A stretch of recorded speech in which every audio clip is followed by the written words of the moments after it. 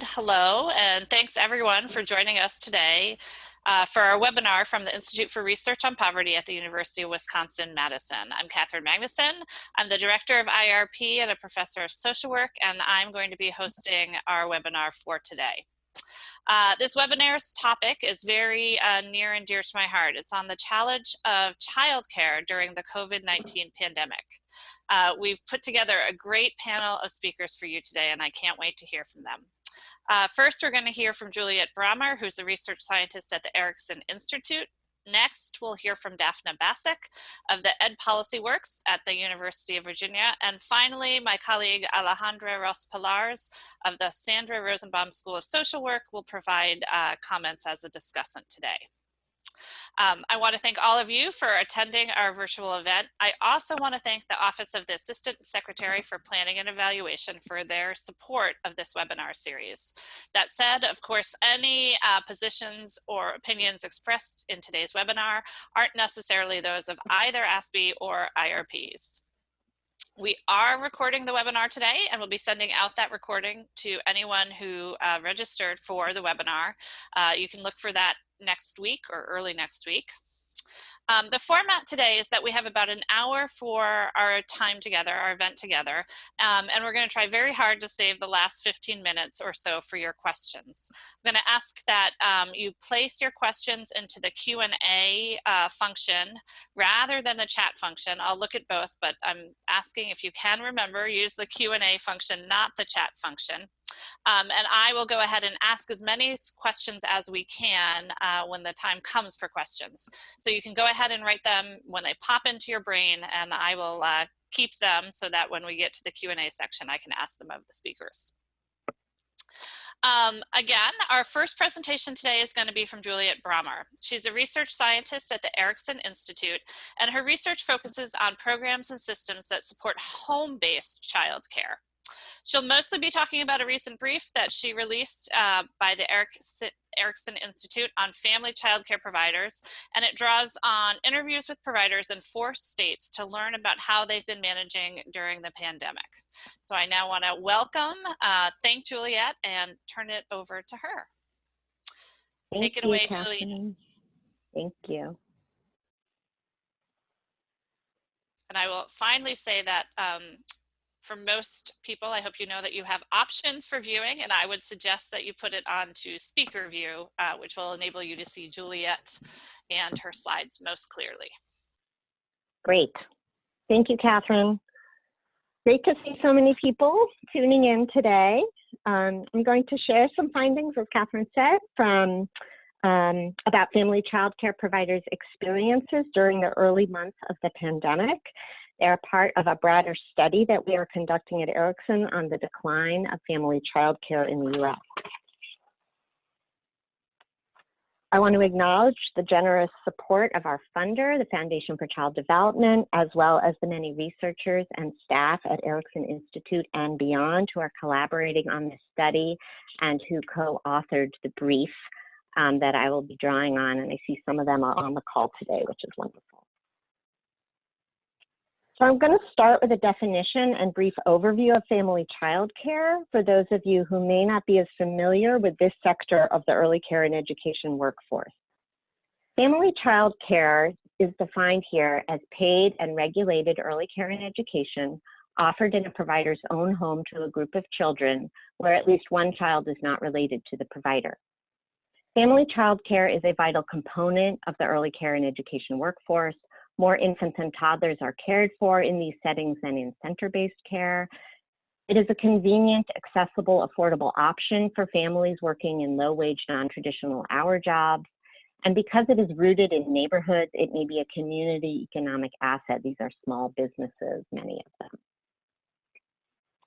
And yet, there's also been a documented decline in the number of regulated family child care providers across the states.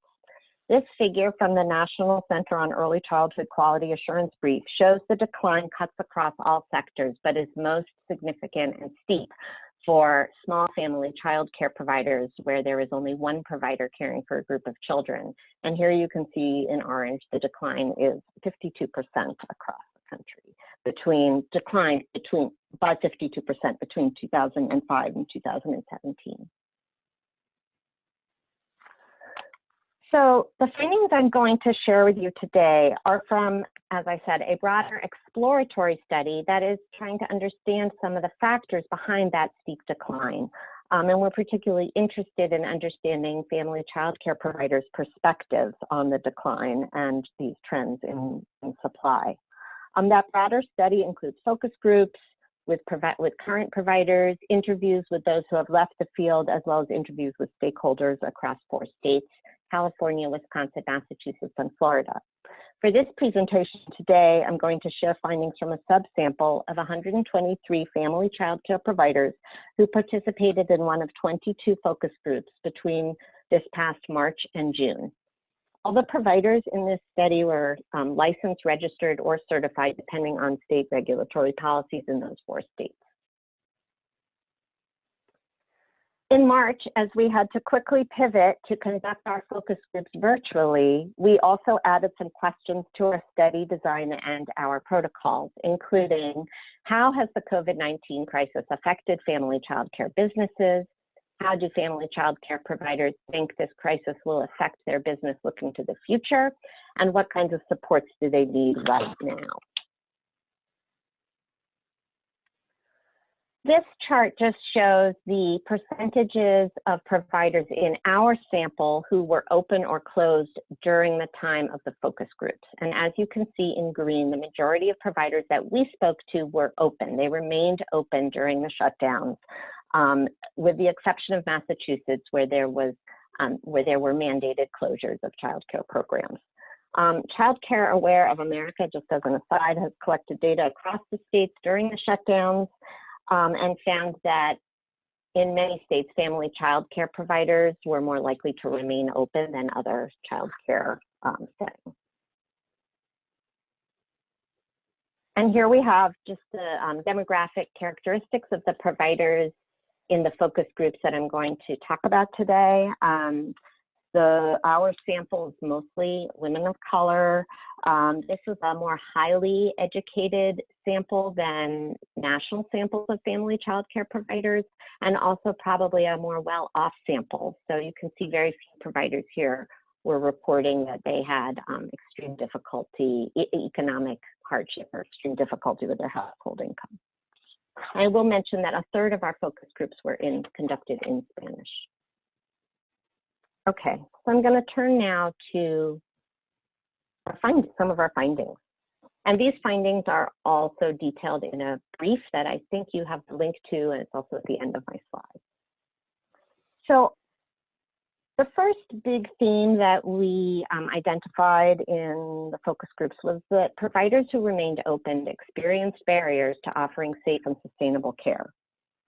Family child care providers, like many caregivers, serve as what some researchers have called shock absorbers during a crisis. That is, their additional labor, often unpaid and uncompensated, serves as a buffer against the harsh effects of a crisis for families, society, and the economy. And certainly many of the themes that emerge from our focus groups point to that shock absorber role that these providers play. So providers lacked access to affordable and adequate health and safety supplies. Like many families, they faced price gouging, limited supplies, and lack of funding. It made it hard for them to stay open and maintain safe programming for children and families. They couldn't always afford higher priced items like no-touch thermometers. They struggled with big box stores that had a 1 per customer rule where they could only obtain a small amount of supplies. And they had a general lack of support from state or local agencies around funding for these additional costs needed to be open and provide care. So as this provider on the slide said, she had to buy all of those supplies with her own savings. Providers who stayed open found they were working longer hours and harder than ever. As one provider said, it was one of the worst weeks of my life. Outside the regular hours of care, many providers reported they spent several extra hours each day on cleaning and sanitizing their homes over and over again. Some providers who remained open also had newly enrolled children, including school-age children, who were now there all day doing remote learning. And this created new challenges around building trust and managing that wide range of age groups.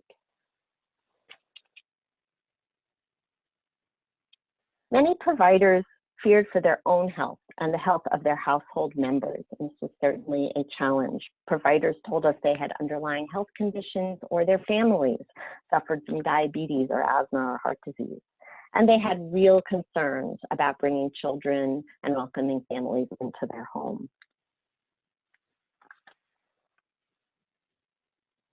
The second big theme that we identified in the focus groups was that the COVID-19 crisis really highlighted and exacerbated existing challenges that family child care providers had faced prior to the pandemic. Prior research suggests that family child care providers face many challenges around funding, access, regulations, meeting standards. And during COVID, these challenges were magnified, according to providers in our focus groups. In all 4 states, providers experienced anxiety related to lack of communication about current and future policy changes. They were unclear about how they could acquire health and safety supplies. They were sometimes unclear about what the health and safety procedures even should look like. They did not feel they had clear communication about their own eligibility for unemployment if they were closed, or federal relief funds.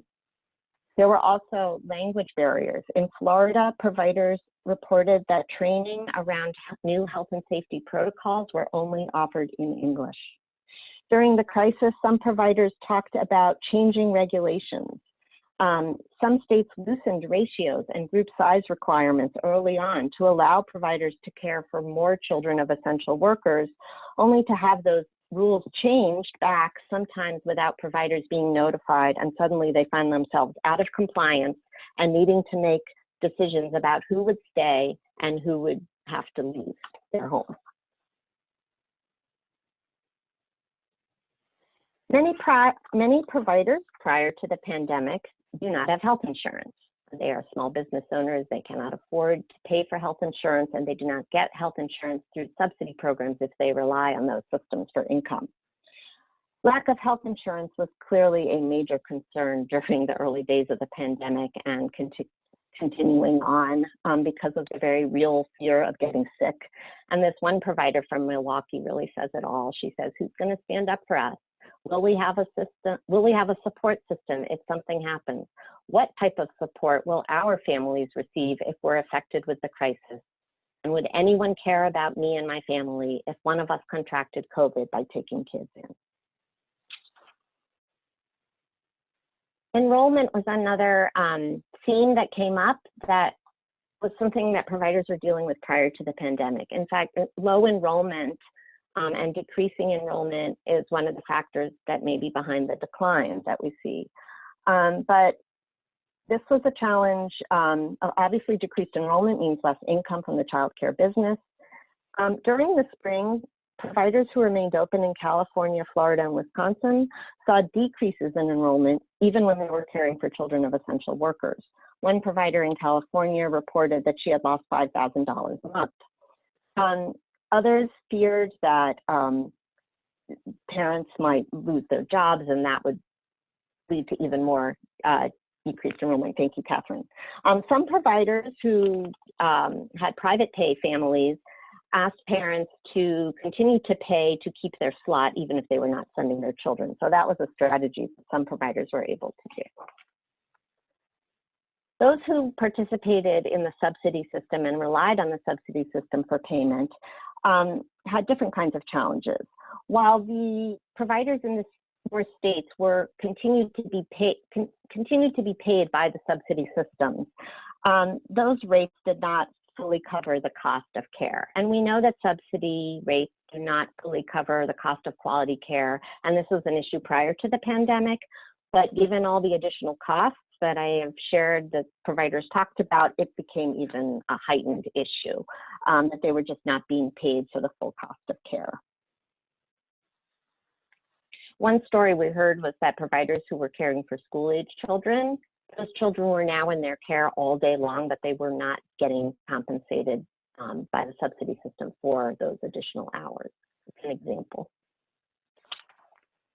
The third theme that emerged from the focus groups was really about strengths.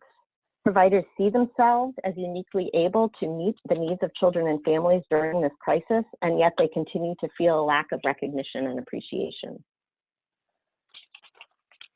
Many of them talked about the small and intimate settings of family child care and how that might even be more preferable or appealing to families right now.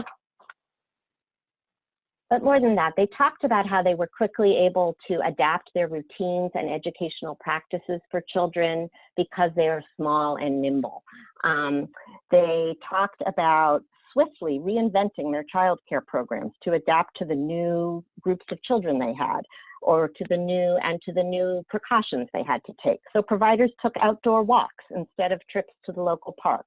They did activities with soap to make hand washing more fun. And they talked with children about the importance of taking care of each other and how wearing masks was part of that.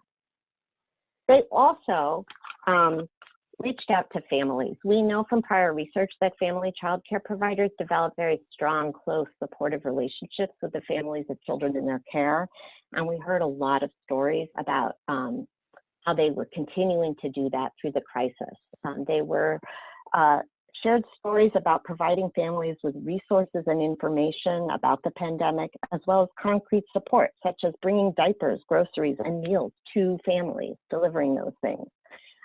Beyond material supports, they also noted that part of their role during the pandemic and in general was offering emotional support to their families and their communities. And this second quote here really says it all. This provider says that in addition to being a teacher, we have to be a friend, counselor, psychologist, all those things to families. So this sort of other work that they do that isn't necessarily compensated, but the behind the scenes communication. I mean, we heard providers that, you know, call the parents at night to see how they're doing. It's part of the work that these providers do. And then finally, just the pride. Pride was a really big theme in the focus groups, that these providers felt that they are essential workers. They are stepping up when others are not. And one provider said, this is really the time for us to say, okay, now do you see how essential we are? So in the minute or two that I have left, I can share just an overview of some of our policy recommendations. These are detailed in the brief. But our findings suggest that family child care providers obviously need better access to health and safety supplies during the pandemic for themselves and the families they serve. And there may be ways that local support organizations could partner with retail establishments to provide bulk purchasing. There may be ways states could offer bonuses or hazard pay for these additional costs that they're incurring. Clearly, there's a need for more equitable access to information that is in languages that providers and families speak.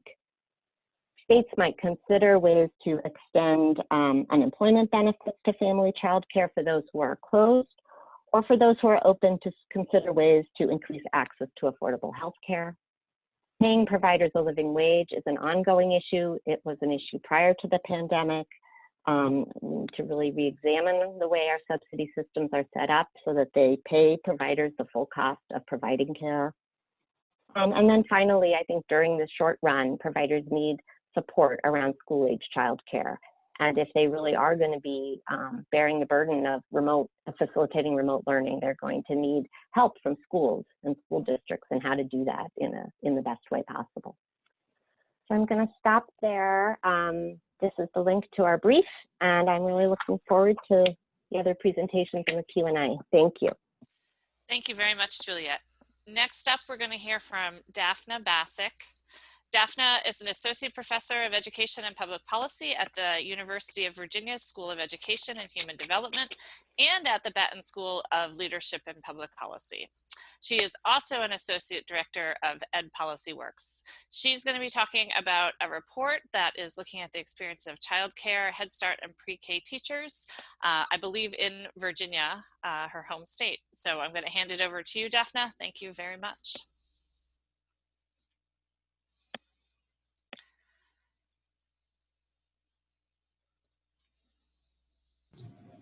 Okay. Okay, I think we're all set. So thank you for that introduction, and nice to follow up on Juliet's presentation. Ours is going to cover a lot of really similar issues. So I'm going to be talking today about some work we have been doing with our partners in the Virginia Department of Education. And we've been working with them for a few years now as parts of their efforts to improve access to high quality early childhood education publicly. And that is encompassing family childcare homes like Juliet was talking about, as well as publicly funded childcare centers, Head Start programs, pre-K, working to sort of build a better system. So specifically today, what I'll talk about is some work we did. Daphna, we cannot see your slides. We see your background on your desktop. That's a problem. Let me try again. Okay. How about now? We see it now. Thank you. All right, take two. So here we go. This is take two. And I'm going to be talking a little bit about this work we did after COVID began to try to help ourselves and our partners understand the experiences of early educators in the state. And so as probably everybody on the call knows, COVID sort of completely upended the experience of providing schooling in general, and particularly schooling and care for very young children was impacted dramatically. And one of the sort of outcomes of that is that there has been a lot of interest and heightened sort of awareness around the importance of childcare in general for working families and for the well-being of our economy, and a lot of interest in how we need to support those businesses better who are already functioning sort of at the margins and struggling to stay open. But there had been relatively little attention to the teachers themselves, the people who are doing the work in these settings.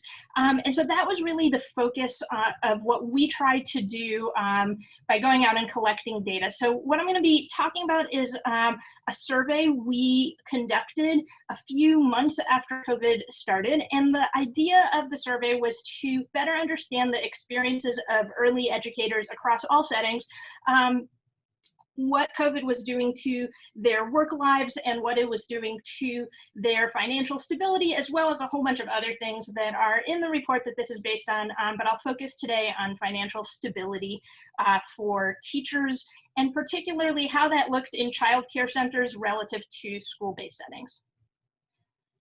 Okay, so to give you an overview of who our sample was, we surveyed about 1,600 early educators in Virginia, which included teachers in child care centers, Head Starts, and pre-Ks. We also did a separate survey that I won't talk about today with family home providers, but the one today will be about those in center-based programs.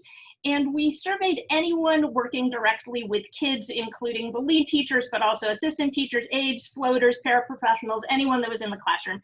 And one thing we were sort of unsure about going into it was how much take-up we would get on a kind of lengthy survey that we sent out to people at a very, very stressful, hard time. We were very happy to hear from a lot of them. 74% of teachers responded. And the other kind of useful thing about this is because it was part of a longstanding partnership with Virginia, our sample included any of those teachers who were employed in child care centers, pre-K, Head Starts in our communities 1 year earlier. So that meant that we had contact information for people even if they were no longer at the center. And so we could hear both from people who are still working or people who had lost their jobs to sort of capture the full experiences of early educators. So to give you a sense of who these 1,600 teachers were, I just wanted to highlight a few things about them.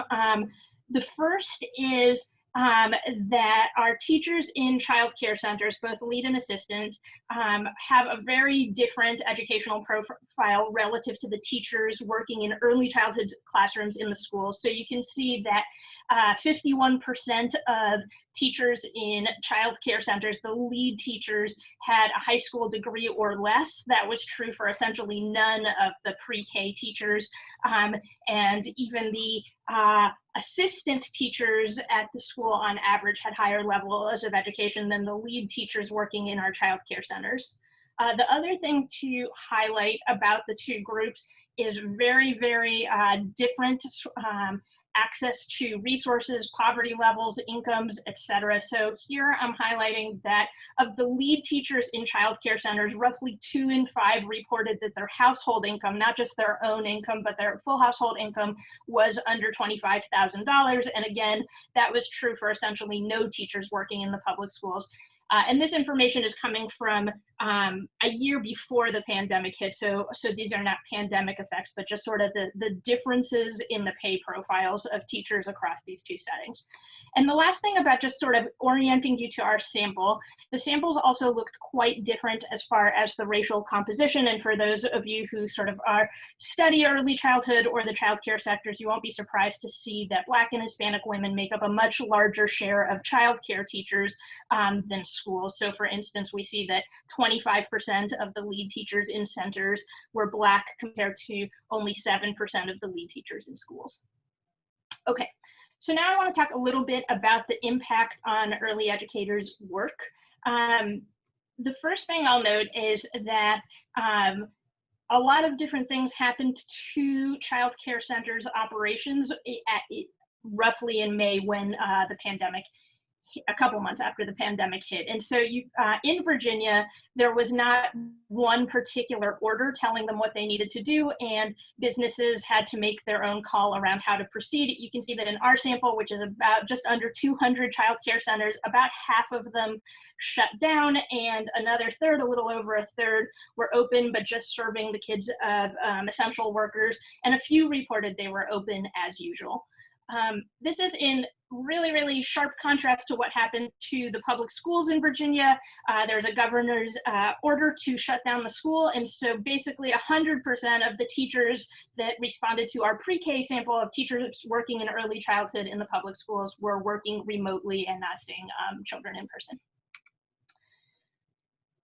The other main difference about what happened to the two workforces is that when schools went to remote learning, there was no impact of that on their earnings. And so in general, teachers maintain their salaries, whereas what these graphs are showing you are what happened to the employment status and earnings of teachers in schools versus child care centers. So the first one on top is the percentage of teachers who said they were no longer employed, or they were employed, but they were no longer working. And you can see that roughly a third of child care teachers reported that was true for them, about 7 times more than we saw that among teachers working in the schools. And similarly, over a third, about 37% of childcare workers reported that their earnings dropped, and that was true for just 5% of teachers working in the school system. So really big differences in what happened to their work, and I can talk about that more in the Q&A if folks are interested. And our last few slides are about what actually happened to their own financial stability, which won't be surprising given the drops I showed both in employment and earnings. So this first one here is about basically measures of financial stress. So the first one is saying, I worry I will run out of money before I am paid again. There are disagreements about money in my home, or many bills are past due.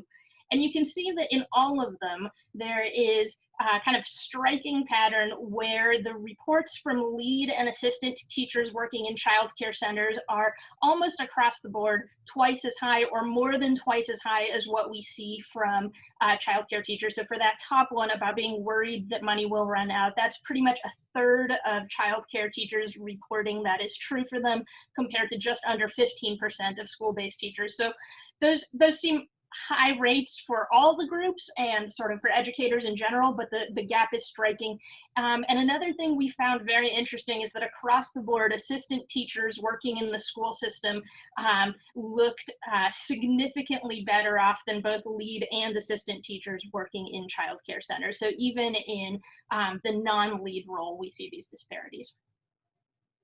This next one was asking teachers similar questions, but about their access to food, their anxiety about running out of money for food, and whether they could afford enough food for their families. So that top item there says, we've worried that our food might run out before we have money to get more, or the food that we bought just did not last and we did not have money to get more. And you can see really, really striking differences, again, with the exact same pattern as the previous slide, where almost 40% of our lead teachers in childcare centers are reporting regularly having worries about food in their families. That is much, much less common around teachers working in the school, about 4 times less common. And again, across the board, we see that same pattern where even the assistant teachers working in the public school system are reporting these kinds of stressors at much lower rates than we see it with the lead teachers. Finally, I wanted to highlight this item. We asked teachers about their access to healthcare, and those first 2 bars on the top, those are the lead and assistant teachers reporting that they do not have healthcare benefits at all. So roughly 13 to 15% of the teachers in childcare centers said they just had no healthcare benefits. And then the other striking patterns are those next set of bars showing having access to healthcare through your employer. And so did you get health care from your employer? And you can see that that's about 40% for our sample of childcare teachers and 80% for the teachers working in public schools. So school-based teachers are far more likely to have access to insurance through their position. And though I didn't put it in this slide, we also had way higher rates of childcare teachers reporting that they are just not able to pay for medical needs than we saw among teachers working in schools. So to summarize our key findings, we basically saw that the impact of the pandemic was quite different for the 2 groups. We had childcare teachers who experienced closings, job loss, reduced hours, and those that did not experience that, because about half of centers were operating in some ways, reported high levels of stress related to their actual job, their exposure to kids through their jobs, their concerns about getting sick themselves, which was striking given that those teachers that were most likely to still be seeing children were the ones who were also least likely to have access to insurance, have access to resources, or even have access to basic needs like reporting stress around access to food, medical needs, ability to pay for their rent, etc. When we heard from school-based early childhood educators, they were also stressed. I didn't include it in this presentation here, but we saw very high levels of kind of depression symptoms and stress across both groups, but the stress was very different. There was a lot of concern about the quality of the teaching environment and how best to do online learning with such young children, less concerns about kind of the financial instability pieces. And I think some of the most striking pieces are around the financial insecurity we observed across all the teachers, but particularly the childcare teachers, with 2 in 5 reporting food insecurity, and a third saying they could not pay for their medical needs.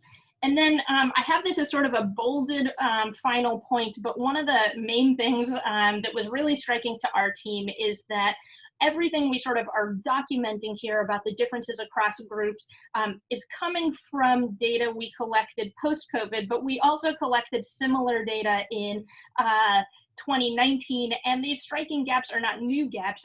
The way that we, fund childcare compared to school-based teaching is completely different. The high levels of poverty among childcare workers is not a COVID-specific issue. It's more that COVID has highlighted this for a lot of families, and the importance of childcare is becoming more salient.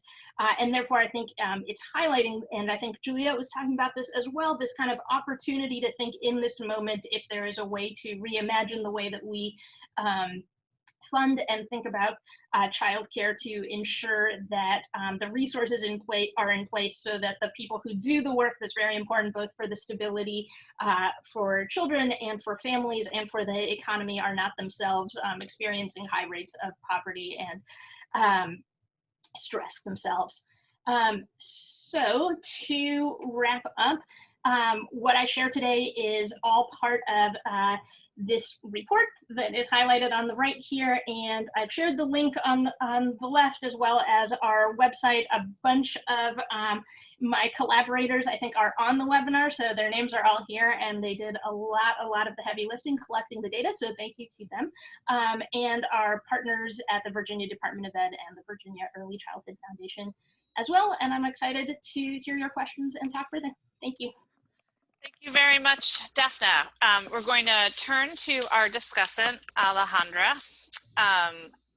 Just also want to remind folks listening to go ahead and share your questions through the Q&A so we can make sure that those questions are asked and answered during the Q&A section. Our discussant today is Alejandra Pilarz. Alejandra is an assistant professor at the UW-Madison Sandra Rosenbaum School of Social Work. Her research looks at how parental employment, childcare, and early education experiences contribute to young children's development. We're delighted to have Alejandra and look forward to her comments. Take it away, Alejandra. Thank you, Catherine. We'll share my screen with you all. Oops, beginning. Great. So my task for today is sort of to talk a little bit about both Daphna and Juliet's findings from family childcare providers and early care education teachers. And then I'm going to talk a little bit about the childcare challenges for working parents. I'm going to try to keep my comments very brief so that we have plenty of time for questions, but happy to talk about any of these more in the discussion. So I think I just want to highlight again what Daphna just mentioned, that COVID-19 has really amplified existing inequities, and particularly between childcare and education. And I think, for working parents, right, we've seen that school really is also serving a childcare role, and that childcare can serve an important role for meeting both kids and parents' social emotional needs and learning needs. And at the same time, I think that COVID has highlighted maybe some inequities in how we think about family childcare versus center-based providers. I was struck by a quote in Juliet's report that is in the brief, where a family childcare provider said, "It seems like in the last few years, they've been trying to almost eliminate us. It feels like we've been getting kind of shoved out the door lately." And so I'm kind of interested to see how that's going to work out. And so, again, I think maybe COVID-19 is showing how family childcare providers have a disproportionate burden in some of these children from the burden of COVID, but also maybe an opportunity for them to sort of bounce back after COVID. I think there were a lot of similarities between what Juliet and Daphna talked about in terms of the experiences of both family childcare providers and ECE teachers during COVID. And in particular, in contrast to ECE teachers in school sites. And not that school-based teachers were not immune from these challenges, but sort of were buffered by them through sort of the structure of their job and higher wages, benefits, et cetera. And so some of the ones that stood out are, having to pay for pandemic-related supplies out of their own pocket, the financial worried and economic hardship that Daphna just went into detail about that came up also, right, for family childcare providers. And then, especially in relation to COVID, this fear of getting sick and feeling like you need to show up to work, your job is essential, but at the same time, you do have a lack of health insurance and concerns about exposing yourself and your family to COVID. And then I think for family childcare providers, this extra burden, right, where they're both the administrator and the care provider for kids, of having to shoulder the burden of interpreting these new requirements and implementing at the same time, while also providing support to families, or going above and beyond, and providing emotional and instrumental support to the families that come to their family childcare. And then again, I was just struck by the high levels of food insecurity among center-based teachers, especially in comparison to school-based teachers, and wonder, the extent to which this is also high food insecurity among family childcare providers. And, the extent to which these are, we've seen spikes in food insecurity due to COVID among, a population in general, among families with children in particular, and the extent to which some of these are COVID specific versus sort of also just longstanding inequities. And one question I had was, both of these studies were conducted sort of in the spring, summer, and since then we've seen, school-age kids, many of them doing virtual schooling and needing childcare, going to, childcare centers for schooling. And so how have providers' experiences maybe changed in the spring, summer? Have things gotten better in some ways in terms of more enrollment, or are they still, experiencing lots of hardships? My guess would be combination of both. Okay, so switching gears a bit to thinking about parents and what this means for working parents who are trying to, keep their jobs while also, having additional childcare challenges. And again, similarly to for providers, I think COVID has exacerbated some existing challenges and also brought on some new challenges. So before COVID, I think some parents in some places had lots of difficulty finding childcare, especially affordable childcare. And while that was true before, it's been exacerbated by COVID with provider closures, and also some providers reducing their hours. Parents are having a harder time finding childcare. In one study, about 50% of parents who had looked for childcare thought it was more difficult now than before.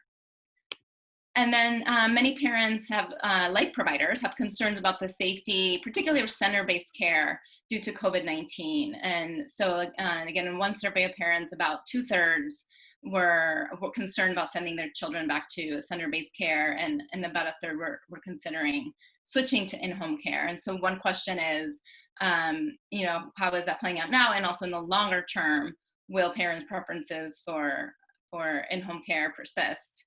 And I think that is yet to be seen. And then, for parents who, can't find childcare or able to work remotely in their home and be with their children, there's increased stress and anxiety of working without or with less childcare. So perhaps not surprisingly, right, parents having to provide care during the day, trying to work evenings, weekends to make up for their work hours. And so the toll on parents' mental health and potentially also on children of that challenge. And then finally, I think, one of the repercussions of all of this and of these extra childcare challenges for working parents right now is we've seen parents, especially mothers, primarily mothers, who are leaving or scaling back their jobs. And so this figure shows from I think from July, the percent of adults who were not working due to COVID-related childcare issues, and you see almost 1/3 of women reported they were not working due to childcare issues compared to 12% of men. And we saw in most recently in September that about 100,000 women left the labor force. In September, when school started and when presumably many people hoped that schools would be in person, but weren't actually, were virtual, and were not able to find childcare or chose to couldn't afford childcare and chose to leave their jobs due to not having school. So I think one of the last thing I'll say is these are all things that are playing out right now, and I think we also have concerns for a longer term what all of these challenges will mean both for the childcare market and for parents. Again, in terms of once we get back to hopefully a post-COVID world or back to more normalcy, will mothers go back to the labor force? Will the demand for childcare go back up? Will those kids who are in school-age care now go back to schools? Will providers face enrollment declines from that? And will parents' preferences for different types of care potentially shift after this? So I will stop there, and so we can move on for questions, and thank you all very much. Thank you very much, Alejandra. I want to invite Daphna and Juliet to put on their cameras and unmute themselves for the question section here. Thank you. And I'm going to actually just start with, I think, small, somewhat easy question for you, Daphna. First is a question about whether you have any findings related to family child care that you can share based on your survey of them. And then also what measures you used for depression and stress. I assume that's with the teacher sample. Yeah, both good questions. So on the question of family child care homes, we are just in the process of getting ready to release those reports, so I can share those soon-ish. It's a much smaller sample of about 100 family child care homes in the same population of Virginia sites, and I think the results from that study are not too different than what we saw kind of in the state as a whole. So about, I think, roughly 85% of our family child care homes were still operating when we surveyed them in May. They reported that while they were open, they were struggling to make ends meet for a number of ways, primarily due to drops in enrollment.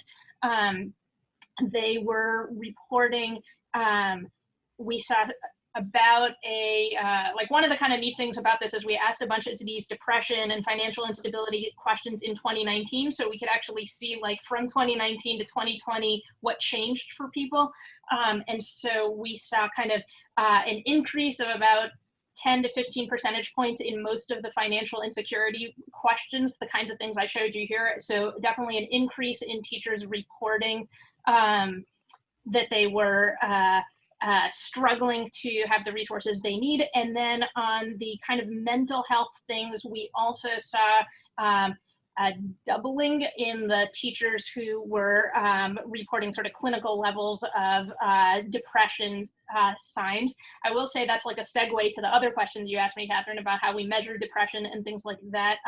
Depression rates in general for family childcare home teachers were substantially lower than what we saw in our childcare sample, and that could be a somewhat selection issue of kind of our study is part of this state partnership, and it may be that the family childcare homes that are participating are not representative of all the family childcare homes and are not the ones experiencing the highest risks. But overall, we measured the depression scale we used was the CESD, which is a widely used measure of kind of things like feeling sad, struggling to get energy, trouble sleeping, feeling like asking them straight about depression, etc.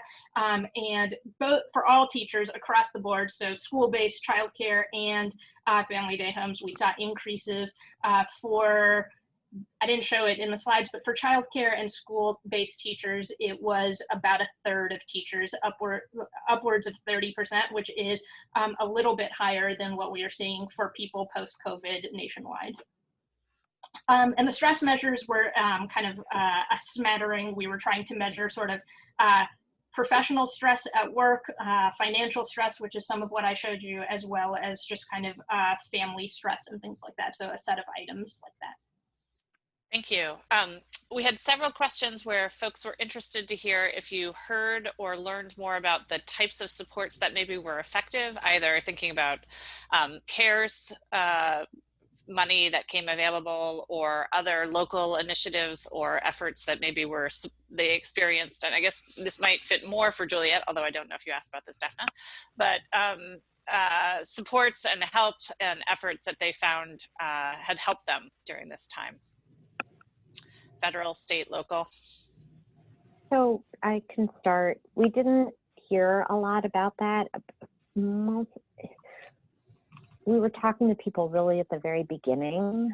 So especially some of those focus groups in March where it was like maybe the first week of the shutdown. So, but I will just say sort of anecdotally, what we did hear in some groups that, and I think it was in Florida, that they were hearing more by phone from their local agency who may have supported them in the past. They were getting more contact during COVID than prior to. So there was actually a more positive feeling about, like, I work with this agency and they usually don't help me much, but now I'm hearing from them every week. They're checking in to see how I'm doing.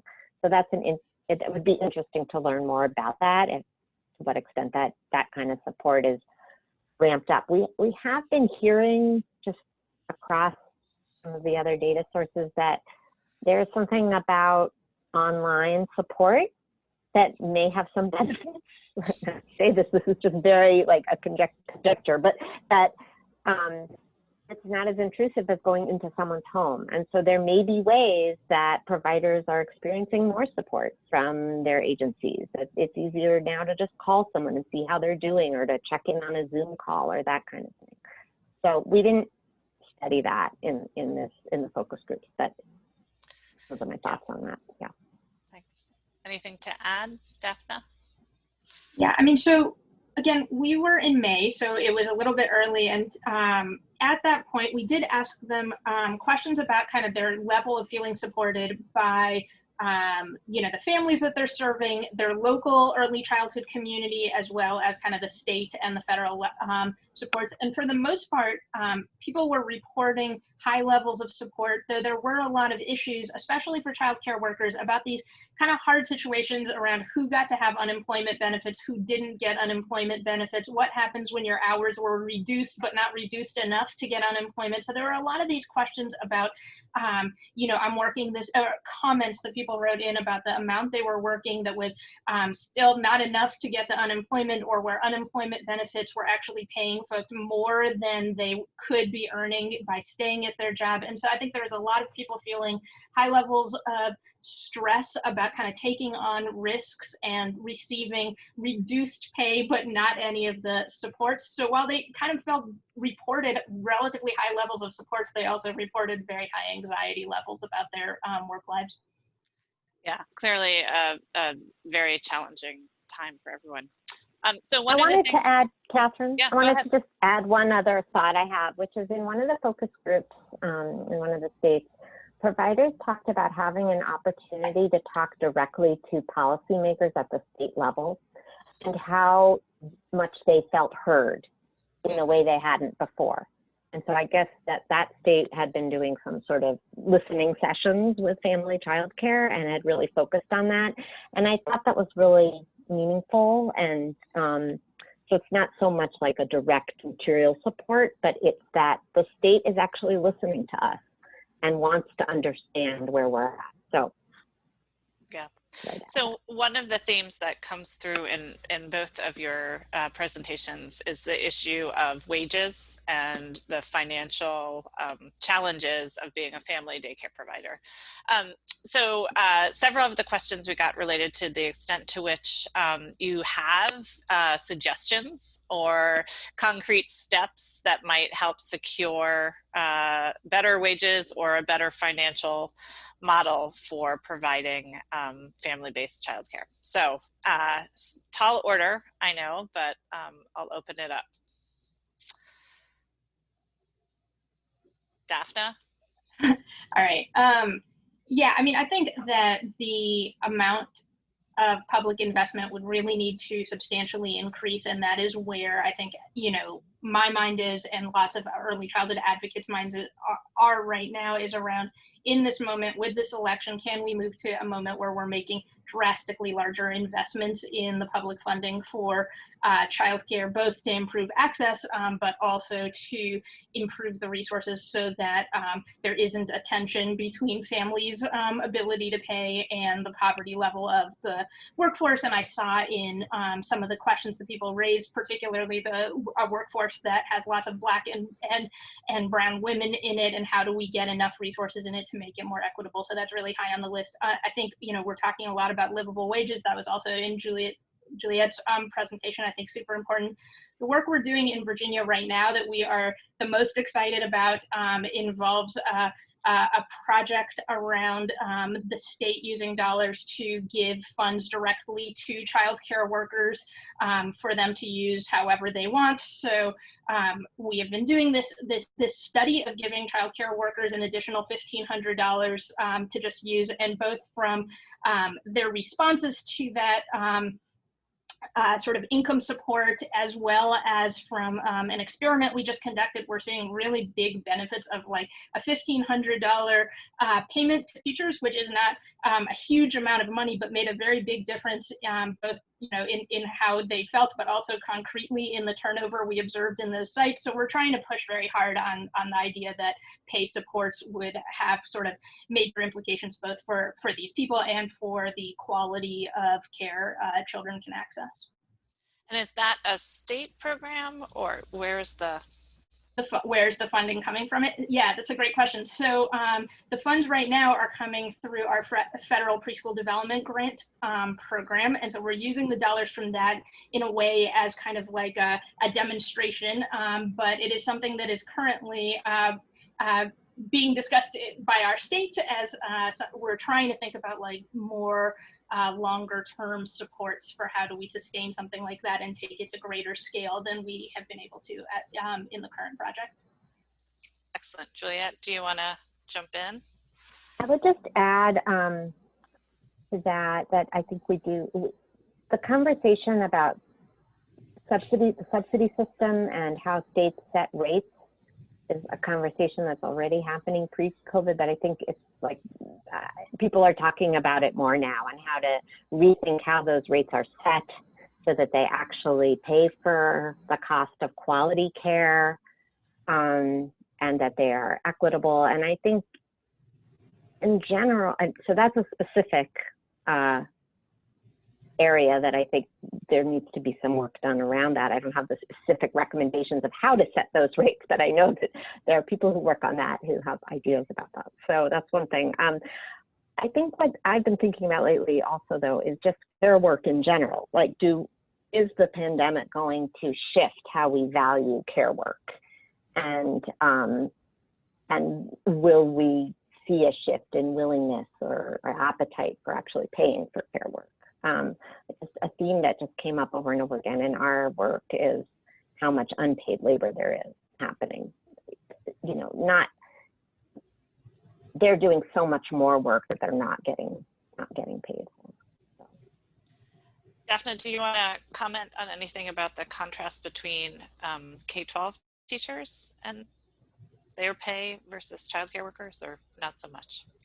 I mean, the pay differences obviously are staggering. I showed you household income, but when we look at the actual hourly wages of the teachers in childcare, they are a fraction of what teachers are making. And so I think in Virginia, that has really shaped the agenda of what we're trying to do right now around how to take our resources and pretty much infuse them into the childcare system and make it more equitable, and how do we build kind of K-12 systems that sort of include and fund the earlier years as well. And so I think there's a lot of interest in how to move towards more equitable rates. But again, I think like a fairly major amount of public resources would need to be added into the system to make that work. So a lot of it right now, I think, is in the political moment of making those investments so that, I think once we had the resources, it would not be that complex to figure out how to get them to the people who need them most.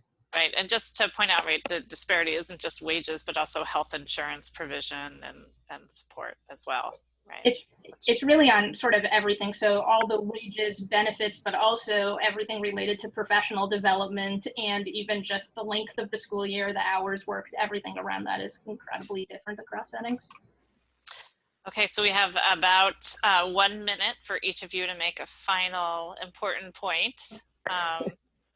And maybe you want to comment on what you think we need to pay attention to looking forward, right? Obviously, the pandemic has not ended, at least not in my home state of Wisconsin. So just curious for a final thought on what we should be paying attention to or thinking about in the upcoming months. And I'll start with Alejandra. Right. So that's a great question. I think for me, I'm curious what's going to happen when the kids who are in virtual school right now are making up a lot for the loss of enrollment of the younger kids. And I'm curious what's going to happen as the school year goes on, if schools remain closed, kids come back in person, and how that's going to play out over the longer term for childcare providers, as well as for parents, and again, thinking sort of about longer term implications of changes in childcare and in parents' employment in the longer term. Thanks, Alejandra. How about to you, Juliet? So I guess I go back to the support question. I think we do know from some other research that there are promising strategies for supporting home-based childcare, networks, R&Rs, unions, associations. But I don't think we've done enough to really leverage those supports, to study those supports, to really see the benefit that they can have. But I feel like this is a moment when, family childcare providers need allies. They need folks to partner with more than ever. They don't have that built-in support that a school or a center has. And so I think as we think about solutions and strategies and moving forward, like who are the champions for childcare and who can walk alongside them to get these messages out? Daphna? Yeah, I agree with all those things. I think it's sort of the double challenge of how do we sort of take this moment to system build and, think of caregiving of kids and education as sort of a paired thing that goes inherently together, and that the education component isn't just for schools and isn't just for kids older, that education starts young, and how do we sort of leverage this moment to get the resources in that. And I think Alejandra raised this a little bit in her comments, but we are sort of in the field now collecting new data. And I think a lot of what worries us is sort of, we captured a lot in May. May was a really different moment than it is now. Both families are struggling so much more and programs are struggling so much more. So understanding the longer term impact and how we sort of rescue these providers, these teachers, and also these families who are struggling with an investment quickly to sort of address these issues seems like the most pressing piece of it. Well, I want to thank Alejandra, Juliet, and Daphna for sharing your research and thoughts with us. Again, this was recorded and will be sent out to, I believe, people who registered, not just attendees, sometime next week. And we want to thank you both for your time. And I hope maybe, I don't know, a year from now, we can have you back to hear what else you've learned. And it'll be under different circumstances. So thank you all for your time. Really appreciated hearing from you, and thank you.